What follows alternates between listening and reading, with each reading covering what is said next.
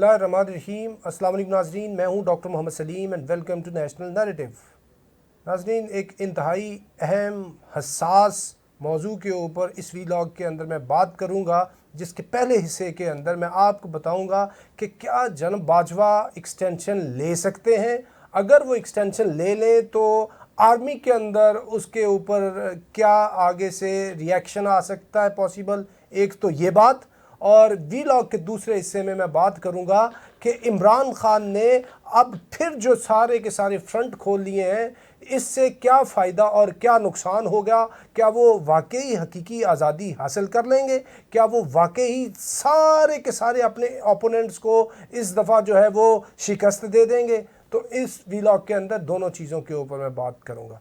तो पहले हिस्से में आपको मैं बात करूं कि अगर जनाब बाजवा ये चाहें कि उन्होंने एक्सटेंशन लेनी है तो उनको कोई किसी से कोई रिक्वेस्ट नहीं करनी पड़नी। ये अपना उनका एक डिसीजन होगा, फ़ौज से वो मुशावरत करके अगर वो चाहें तो वो ये काम कर सकते हैं। देखें, बात यह है कि इससे पहले जो मार्शल लॉ लगाने वाले लोग थे ना, जो डिक्टेटर्स थे, उन्होंने तो 10-10 साल, 9-9 साल, 11-11 साल की टर्म्स काटी, उनको तो कोई ज़रूरत नहीं थी। उसके बाद being chief of army staff सबसे ज़्यादा जो टर्म काटी है रिसेंट ईयर्स में वो है जनरल इशफाक परवेज़ कियानी। उन्होंने पूरे का पूरा जो अपना टेन्योर था ना, उसकी एक्सटेंशन ले ली, 3 से 6 साल की हो गई, तो पूरी फ़ौज के अंदर एक्सेप्टेबिलिटी आ गई। और वही काम आगे चल के जनरल बाजवा ने किया और उनको भी गवर्नमेंट ने कहा जी हमने आपको एक्सटेंशन देनी है, उन्होंने एक्सटेंशन ले ली, काम चलता रहा फ़ौज के अंदर, कोई किसी को कोई मसला नहीं आया। और ये काम तो उन्होंने किया जो पहले एक सुन्नत चल रही थी, सुन्नत की पैरवी की है उन्होंने। अगर वो उस सुन्नत से हटकर थोड़ा सा चाहे कि उन्होंने इज्तिहाद करना है, इनोवेशन करनी है कि भाई एक जो पूरी टर्म है उसकी मैंने और एक्सटेंशन लेनी है, तो ज़रूरत है, क्योंकि इस टाइम जो मुल्क के, इलाके के और आलमी हालात इस तरह के हैं कि वो चाहते हैं कि जी ले लें। मैं एक बात कर रहा हूँ, अगर ऐसी एक ऑप्शन बने तो अगर ऐसा एक इन्वायरमेंट क्रिएट हो तो उसको यानी कि एंटरटेन किया जाएगा। और विद इन आर्मी जो बात है कि जी कुछ लोग बात करते हैं कि उसके ऊपर कोई प्रॉब्लम आएगी, कुछ लोग अंदर से खफा हो जाएंगे, कोई इस तरह की कोई अबॉर्टिव अटेम्प्ट्स होंगी, तो वो आउट ऑफ क्वेश्चन बात है, वो हो नहीं सकती। पहले भी लोग, हमें पता है कि जब नवाज शरीफ का टाइम था तब से भी बात करते कि जी विद इन आर्मी को डिवीज़न हो गई है, कुछ जनरल्स ये बात कर रहे हैं, वो कुछ और बात कर रहे हैं। और अभी भी पिछले कुछ अर्सा से जब से ये कुछ लोग रिजीम चेंज की इम्पोर्टेड कमेंट की बात कर रहे हैं कि जी आर्मी के रैंक एंड फाइल के अंदर और जो टॉप लीडरशिप है उसके अंदर डिफरेंसेस है, ये सिर्फ प्रोपेगेंडा है। इसका प्रोपेगेंडे के अलावा और कोई इसका हकीकत से ताल्लुक़ वास्ता नहीं है।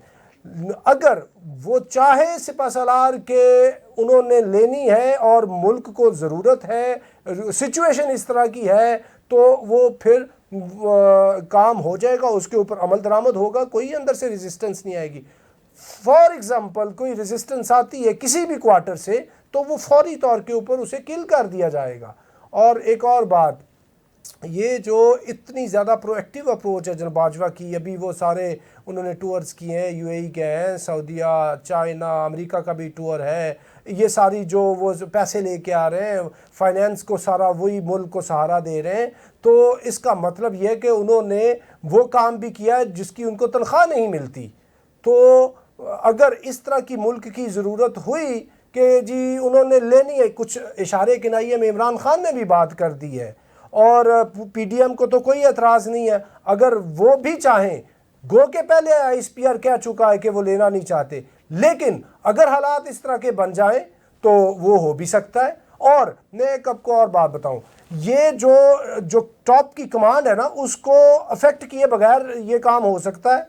जैसे एक जो जनरल नदीम रज़ा हैं, वो भी नवंबर में रिटायर हो रहे हैं, उनकी जगह chairman joint chiefs of staff committee किसी एक को बना दिया जाए, जो भी कोई हो। मिसाल फॉर एग्जाम्पल जो सीनियर मोस्ट जर्नल है, जो लेफ्टिनेंट जनरल सैयद आसिम मुनीर अहमद शाह है, उसको, या जनरल साहिद शमशाद मिर्ज़ा को, एक को चेयरमैन जॉइंट चीफ बना दे और एक और को अकोमोडेट करने के लिए वो vice chief of army staff बना दे।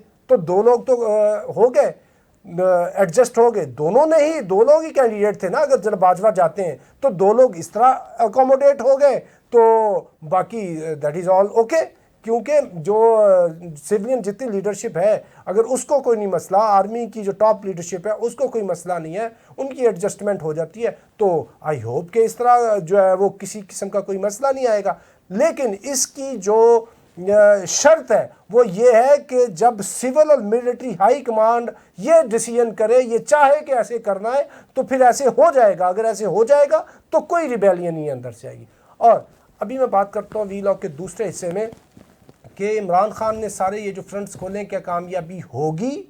मैंने पहले भी बताया आपको कि इमरान खान ने जब ये हुकूमत में आए हैं, इन्होंने साइमल्टेनियसली सारे फ्रंट खोल लिए। यानी सारे जो पॉलिटिशियंस थे उनको मुखालिफ कर लिया, मीडिया को अपने मुखालिफ कर लिया, जितने बिजनेस कम्युनिटी थी उनको मुखालिफ कर लिया, और जितने भी मुल्क के स्टेक होल्डर्स थे सब के ख़िलाफ़ इन्होंने जो है वो ऐलान जंग कर दिया। और कोई एक धेला भी रिकवर नहीं कर सके, ये कोई एहतसाब ना हुआ। एंड पे क्या हुआ कि हालात इतने कशीदा हो गए कि इमरान खान की गवर्नमेंट जो है उसकी छुट्टी करा दी गई, इर्रिस्पेक्टिव ऑफ द डिटेल्स। तब भी इन्होंने ये काम किया, अभी भी ये काम कर रहे हैं। अभी इन्होंने जितने अपने पॉलिटिकल राइवल्स हैं सबको तो शिकस्त दे दी है और पूरे मुल्क ने मान लिया है। और उन्होंने खान साहब ने साबित कर दिया कि उससे बड़ा पॉलिटिकल लीडर इस टाइम नहीं है, और वाकईतन ही नहीं है। कोई उससे मकबूल लीडर ही कोई नहीं है, उससे ज़्यादा तगड़ा पावरफुल लीडर कोई नहीं है मुल्क के अंदर। जो बात हक की है, सच की है, वो यही है। इसमें किसी को कोई दुराए नहीं है। अगर कोई वो इसके अलावा बात करता है तो वो हकीकत से उसका ताल्लुक वास्ता नहीं है। लेकिन अपने पॉलिटिकल सारे लोगों को जेर करके वो अभी चढ़ाई कर दी है उन्होंने इतने बड़े मुसल्लह अफवाज के इदारे के ऊपर भी, और इतनी एक वो कैंपेन के साथ अपने जो उनके चाहने वाले सोशल मीडिया के अकाउंट्स हैं, जिसकी वजह से आपको पता पकड़ दकड़ भी हुई है, कुछ लोग मुल्क छोड़ के चले गए हैं, और इस तरह की जो है वो सीरियस सूरत हाल हुई है। लेकिन अभी तक वो इस नैरेटिव से पीछे नहीं आए, तो उससे फ़ायदा नहीं होने वाला। इसमें चाहिए ये कि आपने इतने लोगों को कर लिया, और अगर आप ये चाहते हैं मिसाल के तौर पे कि सिविलियन सुप्रीमेसी हो, तो भाई पहले प्राइम मिनिस्टर बन जाएं, आप 2/3 के साथ प्राइम मिनिस्टर बन जाएं, फिर इस तरह की अमेंडमेंट्स लेके आएँ, तो जो चाहें कर लें। लेकिन अगर आप ये चाहेंगे कि ये जल्दी जल्दी में मैं सारा कुछ कर दूं, जल्दी जल्दी में कर दूं सारा कुछ, तो ये बात होगी खान साहब कि आप जो है आप असर के टाइम अपना रोज़ा तोड़ने वाली बात करेंगे, तो जो आपके अकीदतमंद हैं, जो चाहने वाले हैं, जो आपसे प्यार करते हैं, वो आपको रोज़ा नहीं तोड़ने देंगे। और ये इसकी इसी तरह ही मिसाल है कि जैसे मिसाल के तौर पे कोई चीज़ जो है, एक बच्चे ने 9 महीने बाद पैदा होना है, भाई आप उसको कैसे उससे पहले 7 महीने के अंदर पैदा कर लेंगे? एक उसका जो नेचुरल टाइम है, यानी जब आप प्राइम मिनिस्टर बनेंगे 2/3 के साथ तब भी कर सकेंगे ना, बाहर बैठ के तो नहीं कर सकेंगे। तो पहले इसको पुख्ता उसकी उम्र तक जाने दीजिए, 9 महीने होने दीजिए, वो हो जाएंगे, आप आएंगे लीडर।